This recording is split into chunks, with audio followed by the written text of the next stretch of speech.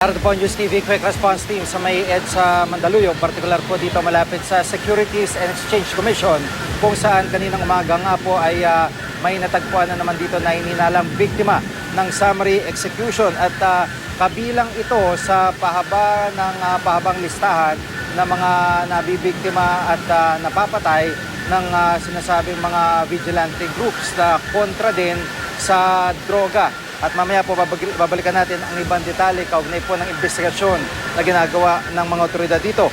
At ito raw ang unang kaso na hininalang summary execution na naitala sa Mandaluyong simula nitong July 1. Banda alas 5 ng umaga kanina, nakitang nakabalot sa packaging tape at itim na plastic bag ang biktima sa southbound lane ng EDSA Service Road dito sa may EDSA Ortigas area.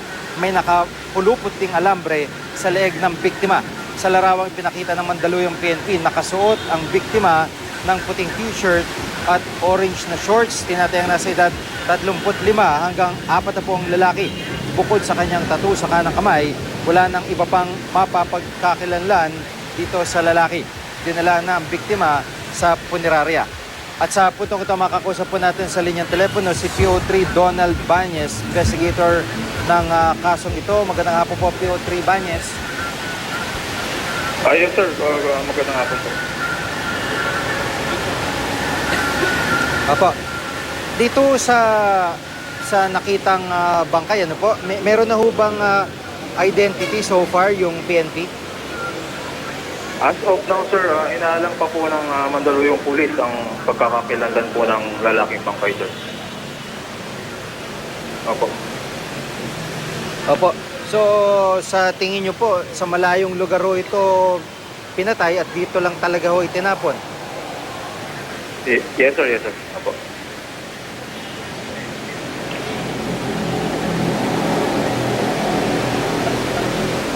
Opo. Wala ho bang kaanak o ibang mga kakilala na lumapit na po sa PNP kaugnay po nitong pagkakatagpo dito sa bangkay na ito? Sa ngayon sir, wala pa pong nagkikling dun sa bangkay. Inaalam din po namin sir kung ito ba ay notorious na addict o kidnapper, snatcher o kidnapper sir, kasi wala din kaming nakitang karatulang nakasulat dito sa nasabing bangkay sir. Opo, CCTV footage po, meron na ho bang nakipag-ugnayan sa inyo malapit na mga opisina o kahit po sa MMDA? Sa ngayon sir, wala pa po kaming nakukuhang informasyon kung may CCTV po doon sa area sir. Opo, maraming salamat po sa pagkakataon. Si PO3 Donald Bañez, ang investigador po kaugnay ng pagkakatagpo sa bangkay na yan ng lalaki kanina umaga dito po sa may EDSA Ortigas area. Samantala,